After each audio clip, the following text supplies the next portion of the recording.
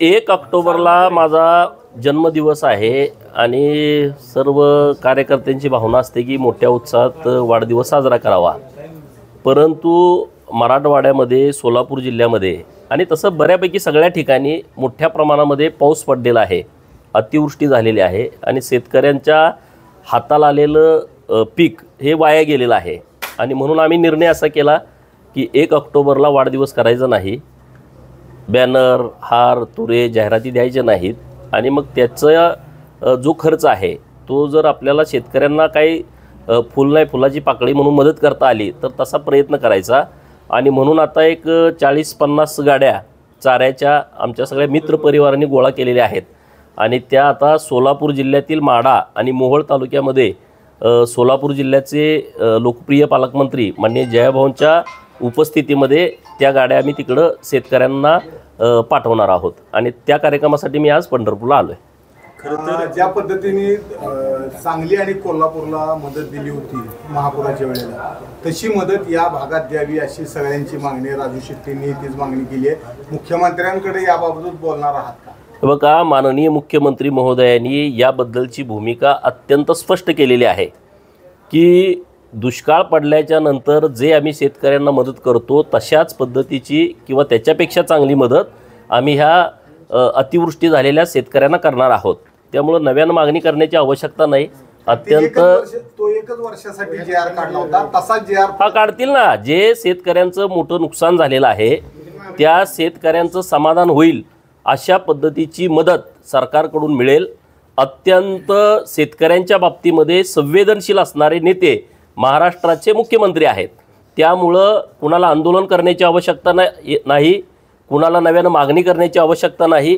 सर्व शेतकऱ्यांचं झालेलं नुकसान त्याची चांगली भरपाई करणारा निर्णय राज्याचे मुख्यमंत्री नक्की घेतील।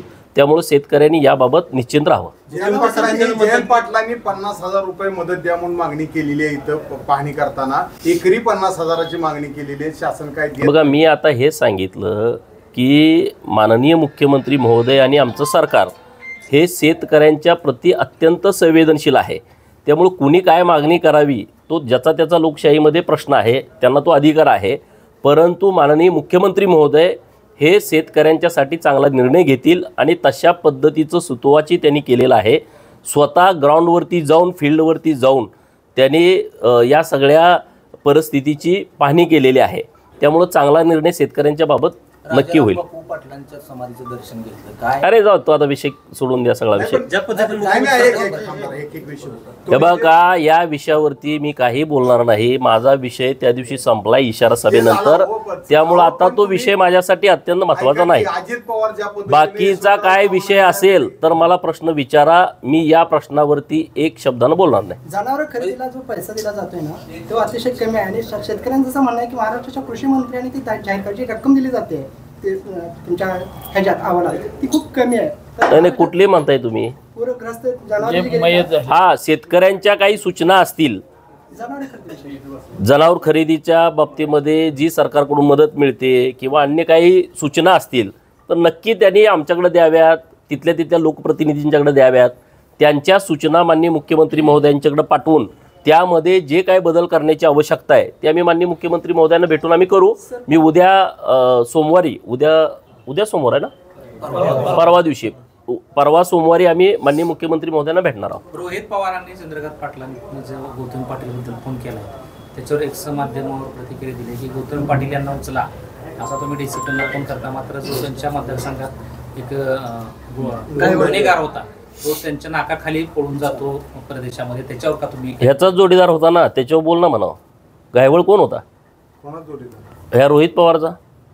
चंद्रकांत पाटलांची पण चौकशी करा। नाही, ते नंतर बघू। ह्याचा दोस्त आहे ना, ह्याच्याबरोबर किती आहेत गुंड, किती मोक्यामधले गुंड ह्याच्याबरोबर आहेत? तुम्ही सगळे शूटिंग काढा ह्या 2-3 वर्षामधले, त्यांच्या आजूबाजूनं किती मोक्यातले गुंड फिरतात, किती मर्डर केलेली लोक फिरतात, त्याच्यावरती त्यांनी स्पष्टीकरण द्यावं।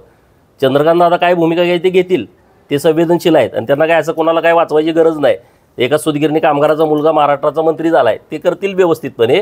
पण तुम्ही जे लोकांना सजेस्ट करताय त्यापेक्षा तुमचे हे सगळे गुन्हेगारी क्षेत्रातले नेमके जोडीदार कोण आहेत ह्याची काय श्वेतपत्रिका काढायला पाहिजे काय? सगळी व्हिडिओ सगळे डिटेल काढून कोणी सल्ला द्यावा, कोणाला सल्ला द्यावा, ह्याला पण जरा स्वतः आत्मपरीक्षण करण्याची आवश्यकता आहे. ज्या पद्धतीने दोन्ही पवार एकत्र सातत्याने येत आहेत, तो काय माझ्यासाठी महत्त्वाचा विषय नाही. पुढं ज्या पण रोहित पवारांनी सांगितलं की टाळ्या सभेमध्ये मिळवल्यानंतर टाळ्या ठराविक वेळ वाजतात, सभा संपली की टाळ्या संपतात. कोणाला? काल त्यांनी अरे ते तुझ्या नशिबात नाही ना, तुला टाळ्या बी कोण वाजवत नाही ना. सामान्यासाठी काम केलं गेलं तर ते लोकांपर्यंत पोहोचतात. त्या दृष्टीनं तुम्ही काय काम केलं ते द्या ना यादी 50 वर्षात. कशाला मला बोलायला होताय? एक असा बोर्ड लावा प्रत्येक चौकामध्ये, हे उजवलंय तुम्ही. माझ्या नेत्याने काम केलेलं मी कसं सांगतोय की मागं 14 ते 19ला देवाभाऊ या राज्याचे मुख्यमंत्री असताना जलयुक्त शिवार नावाची योजना आणली आणि ती अत्यंत कमी पैशामध्ये राबवली गेली. या राज्यामध्ये 28,000 गावामध्ये लाखो कामं केली. मग त्यामध्ये नाला खोलीकरण असेल, रुंदीकरण असेल, ओढा खोलीकरण असेल, रुंदीकरण असेल, नदी खोलीकरण असेल, नदींचं पुनर्जीवन असेल, नदीवरती बंधाऱ्यांची चेन करणं असेल. जिथं शेतकरी एक पीक घ्यायचा तिथं 2 घेतोय, जिथं 2 घ्यायचा तिथं 3 घेतोय. काम सांगतो ना मी. आमचं जेव्हा 95 ते 99ला सरकार होतं, Mumbai to Pune express highway केलाय, लाखो लोक रोज जात आहेत त्यावर. व्यक्तिगत सांगितलं नाही त्यानं सल्ला देणार. तुम्ही उजवले काय ते सांगा ना 50 वर्षात. व्यक्तिगत आम्ही बघतो, सल्ला द्यायला काय त्याला ठेवला नाही आम्ही सल्लागार म्हणून. आमचा आम्ही आहेत, आमचे बिंडके सल्ला देतात मला काय आज करायचं. तुम्ही शेतकऱ्यांसाठी मदत घेऊन आलात. खरं तर शेतकरी खूप मोठ्या आशेने या ठिकाणी पूरग्रस्त शेतकरी आहे. ज्या पद्धतीनं शेतकरी सातत्याने मागणी करतोय की दुष्काळी ओला दुष्काळ जाहीर करून मदत मिळावी, मात्र मुख्यमंत्र्याला म्हणतात की एनडीआरएफ जे निकष आहेत त्या निकषामध्ये हे बसत नाही. मात्र कर्नाटक सरकारनं एनडीआरएफचे जे निकष अरे बाबांनो, माननीय मुख्यमंत्री महोदयांनी अत्यंत स्पष्ट सांगितलंय, शब्दाचा खेळ कुणी करू नये. माननीय मुख्यमंत्री महोदयांनी असं सांगितलेलं आहे की ज्या शेतकऱ्यांचं नुकसान झालेलं आहे त्या शेतकऱ्यांना चांगल्या पद्धतीची आम्ही मदत देणार आहोत. मग ते कुठल्या पण निकषात बसू द्या ना. तुम्हाला मदत मिळाली म्हणजे विषय संपला. त्यामुळे विरोधकांनी ह्याचं काही भांडवल करण्याची आवश्यकता नाही. मदत शेतकऱ्यांना द्यायची सरकारची भूमिका आहे आणि ती येत्या काही दिवसामध्ये तुम्हाला कळल. त्यामुळं निश्चिंत राहावा, शेतकऱ्यांना चांगल्या पद्धतीची मदत मिळेल. भारतीय जनता पार्टीने आता जे कुणबीचे जे दाखले दिलेत त्यावरनं लक्ष्मण हाके म्हणतायत की ओबीसीचं आरक्षण हे मुख्यमंत्र्यांनी संपवलंय. ही लाखोनं लोक आज ओबीसी मध्ये यायला लागली आहेत. तुमचं याबद्दल बघा, मी तर सगळी डिटेल माहिती घेतलेली आहे. जे कुणबी ओरिजिनल आहेत त्याबद्दल आमचं कुणाचं दुमत नाही.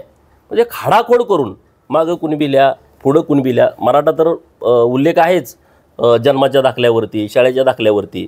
परंतु मागं कू लिहायचं, पुढं कू लिहायचं, मागं कुणबी लिहायचं, पुढं कुणबी लिहायचं किंवा ओव्हर रायटिंग करायचं, अशा पद्धतीची जी बोगस सर्टिफिकेट काढलेली आहेत त्याच्यावरती आमचा आक्षेप आहे. आणि हे जे सर्टिफिकेट दिले त्या अधिकाऱ्यांना बडतर्फ केलं पाहिजे, त्या अधिकाऱ्यांच्यावरती कारवाई केली पाहिजे. आणि म्हणून माननीय मुख्यमंत्री महोदयांच्याकडं आमची ही मागणी आहे की ज्यांचे मूळ कुणबी नोंद आहे त्याच्याबद्दल कुठल्या ओबीसी नेत्याचं दुमत नाही. परंतु चुकीच्या पद्धतीनं बोगसगिरी करून जी लोक दाखले काढतायत त्याच्याबद्दल आमचा आक्षेप आहे.